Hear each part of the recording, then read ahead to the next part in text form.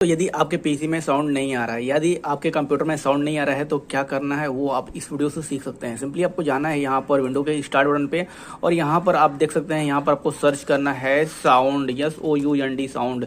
जैसे आप यहाँ पर साउंड लिखेंगे तो यहाँ पर साउंड मिक्सर ऑप्शन आ जाएगा, इस पर क्लिक करके इसे ओपन कर लेना है। ओपन करेंगे तो कुछ इस तरीके से app volume and device preferences का सेटिंग आ जाएगा। आपको क्या करना है, अगर आपके कंप्यूटर में साउंड नहीं आ रहा है तो सिंपली यहाँ जो नीचे दिया गया है reset the Microsoft recommended default, तो यहाँ पर रीसेट पे क्लिक कर देंगे। रीसेट करने के बाद आपका जो लैपटॉप में या फिर कंप्यूटर में जो ऐप वॉल्यूम है या साउंड की जो सेटिंग है वो यहाँ से रीसेट हो जाएगी। इसके बाद आपके पीसी में साउंड नहीं आ रहा था उसकी प्रॉब्लम समाप्त हो जाएगी।